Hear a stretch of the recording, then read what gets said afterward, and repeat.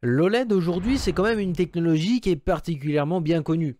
Ou presque, parce qu'il y a pas mal d'entre vous, vous savez que vous voulez des écrans LED, vous connaissez les défauts de l'écran LED, mais vous ne savez pas comment fonctionne un écran LED. Donc aujourd'hui, on est là pour remédier un petit peu à ce problème et on va vous expliquer qu'est-ce qui fait qu'un écran LED c'est bien, qu'est-ce qui fait qu'un écran LED ça marche bien, et qu'est-ce qui fait qu'un écran LED c'est pas fiable. Parce que finalement, on est aussi là pour parler de tout et n'importe quoi sans prendre de pincettes. Aujourd'hui, on va vulgariser comment fonctionne le LED et vous pourrez vous faire votre propre avis sur celle-ci.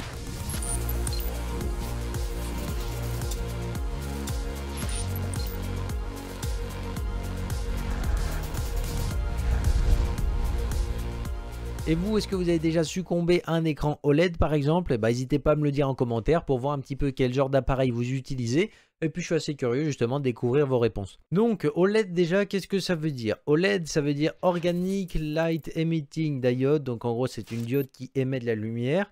Et quand on voit le mot organique, si vous êtes un petit peu comme moi à la base, vous allez vous dire qu'il y a quelque chose de vivant qui fait que la LED elle est organique. Pas du tout, parce qu'en fait à la base il faut savoir que le mot organique désigne la science du carbone. Donc en fait au lieu d'avoir une LED qui vit toute seule, on a simplement une LED qui est faite à base de composés de carbone. Et si vous voulez être vraiment précis sur le sujet, on retrouve en général du PPV ou du polyfluorène. Me demandez pas comment on fabrique ces matériaux, j'en ai absolument aucune idée, moi je pose ça là. Donc voilà, en gros pour faire simple, ça va être des trucs autour du carbone, de l'hydrogène et de l'azote par exemple. Le principal avantage de ces matériaux, c'est finalement le fait que quand on leur injecte un courant, ils vont avoir la capacité d'émettre de la lumière tout seuls.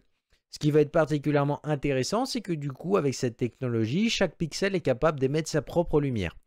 Au final, le truc le plus incroyable avec tout ça, c'est que ça permet d'avoir par exemple des noirs intenses, puisque un pixel est capable de s'éteindre totalement, là où sur une dalle LCD, en fait, tant que la zone LED n'est pas éteinte, bah on a toujours un minimum de lumière derrière qui fait qu'on a des noirs qui sont jamais vraiment précis. Pour vous montrer la petite différence physique entre le LCD et le OLED, pour que vous compreniez vraiment à quel point c'est différent, je vous ai remis le petit schéma que j'avais fait pour le LCD. Donc ici, on a toute la partie LCD, comme vous pouvez voir. Et ici, j'ai rajouté une nouvelle partie qui s'appelle le LED. Donc comme vous avez vu, le LCD, finalement, il a énormément de choses mécaniques, au final, qui vont prendre un certain temps. Et c'est aussi pour ça que, par exemple, avec le LED, comme on a énormément d'étapes en moins pour gérer notre luminosité, bah en fait, on gagne un temps fou. C'est pour ça que les écrans OLED, ils ont par exemple un temps de réactivité qui est bien meilleur que beaucoup d'écrans LCD. Et là déjà visuellement en fait on peut déjà comprendre pourquoi les écrans OLED ils sont bien plus rapides que les écrans LCD. Parce que les écrans LCD, quand vous voyez le nombre d'étapes qu'ils ont à faire avant d'avoir l'image finale, déjà juste pour contrôler les électrodes et prendre le temps que les cristaux ils commencent à tourner. Alors oui, pour vous ça va très vite parce qu'en quelques millisecondes c'est fait.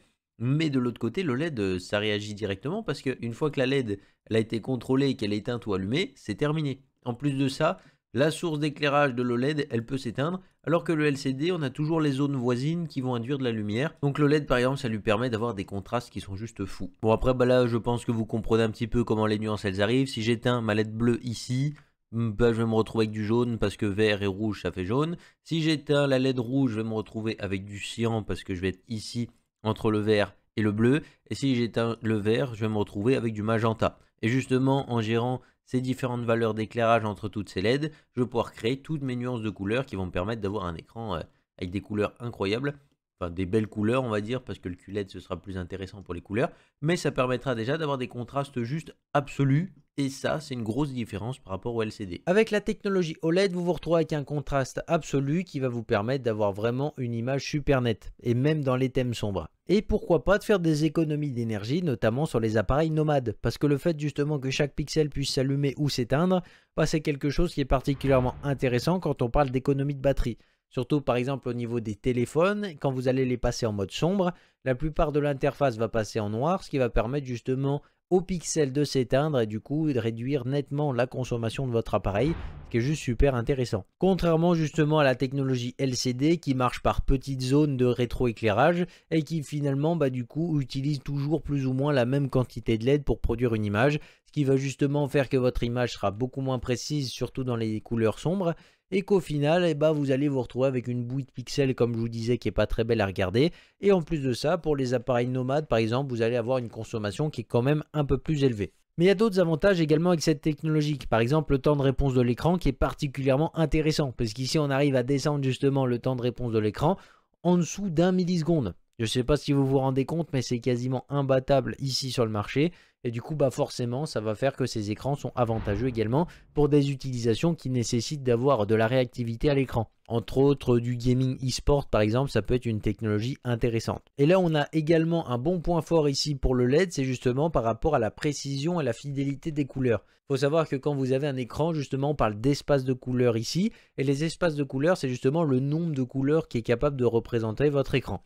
Plus justement l'espace de couleur est grand et plus votre écran va être précis dans les couleurs qu'il va pouvoir émettre. Et il faut savoir qu'ici l'espace de couleur que je vous ai donné, donc le DCI-P3, quand on vous dit qu'un écran est capable de représenter 99% de cet espace de couleur, ça veut dire quand même que c'est déjà pas mal. Mais bon, tout ça bien entendu, ça ne veut pas dire que tous les écrans LED sont capables de le faire. C'est pour vous donner un ordre d'idée de la précision qu'on est capable d'atteindre. Et l'un des autres points forts justement qu'on va retrouver principalement pour le LED et qui fait qu'on l'intègre de plus en plus également dans les appareils mobiles, c'est le fait que les écrans soient super fins. Et en plus de ça, ils sont flexibles. Et le fait justement que l'OLED se soit pliable ou enroulable, ça va permettre de créer des designs qui sont juste incroyables pour les appareils mobiles.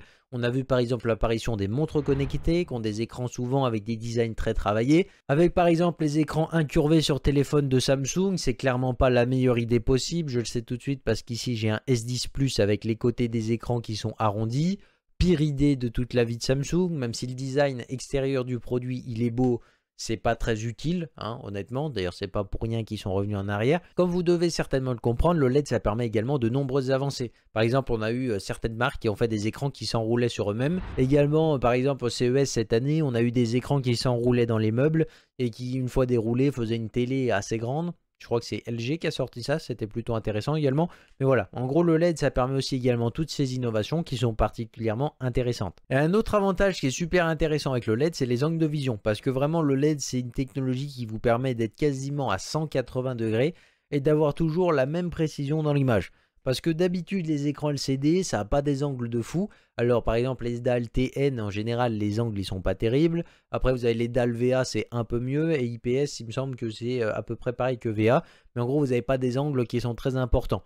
Le QLED également a un petit peu le même défaut que le LCD, même si c'est un peu corrigé, c'est très léger. Et finalement, vous avez l'OLED qui vous permet, lui, d'avoir un angle de vision qui est juste incroyable. Mais derrière tous ces avantages, comme vous le savez certainement, il y a quand même pas mal d'inconvénients, étant donné que l'OLED, déjà, ça a une durée de vie qui est vraiment pas folle. On va retrouver également les problèmes de burn-in.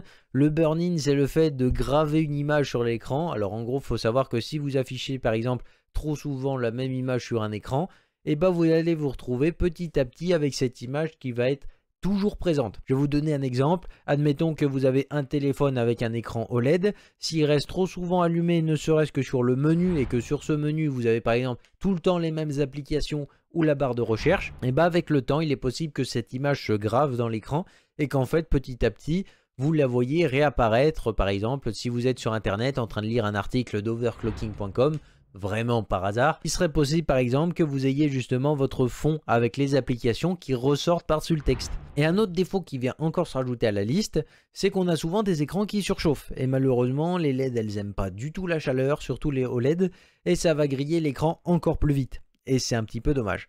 En plus de ça, plus vous mettez un écran OLED à une luminosité élevée, donc comme à peu près toutes les LED, et plus vite vous allez la griller, donc forcément l'écran va encore moins bien vieillir, étant donné que la plupart du temps, quand on vous vend une télé ou un écran OLED, on le met quasiment à fond, hein, tout ça pour te vendre des couleurs qui sont absolument magnifiques, mais qui vont fumer l'écran en même pas 2 années. Donc effectivement, déjà si vous voulez préserver votre écran LED, réduire un petit peu la luminosité lui offrira certainement une plus grande durée de vie. En plus de ça, les écrans haut de gamme se sont mis à intégrer des dissipateurs thermiques derrière les dalles. On va également intégrer ici par exemple des contrôleurs qui vont avoir comme but d'éviter le burn-in sur les écrans. Et tout simplement, ils vont faire justement changer de couleur au pixel de manière très rapide pour éviter justement la gravure d'image sur celui-ci. Donc même si petit à petit on arrive à corriger tous ces défauts, faut vous dire que c'est quand même des défauts qui sont propres à l'OLED et qui resteront malgré tout présents. Et aujourd'hui finalement le LED, où est-ce que ça en est? En ce qui va concerner plutôt les appareils nomades, que ce soit les montres connectées, les smartphones ou bien tout simplement les PC portables, quasiment tout cela utilise dans le haut de gamme les technologies OLED, tout simplement parce que ça leur permet de créer, comme je vous disais, des designs qui sont particulièrement intéressants, surtout pour le marketing, et donner un petit peu d'identité à leurs produits.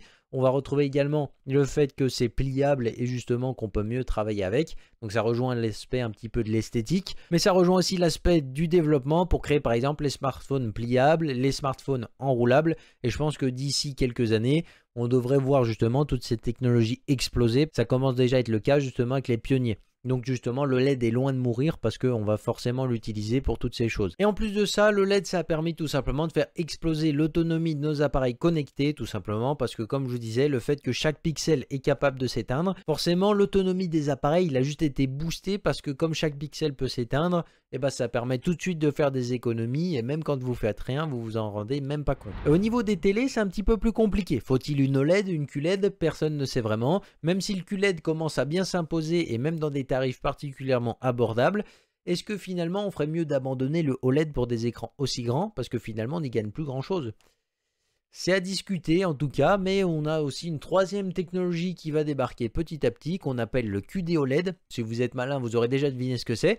Et si vous ne savez pas encore ce que c'est, on en reparlera également dans la vidéo du QLED pour aller encore plus loin. Sur ce, j'espère que cette vidéo vous aura plu. Si c'est le cas, n'hésitez pas à mettre le petit pouce RGB, à vous abonner si ce n'est pas encore fait. Et si jamais vous êtes resté jusqu'à la fin de cette vidéo, n'hésitez pas à commenter le mot carbone, comme ça je sais que vous êtes resté jusqu'à la fin.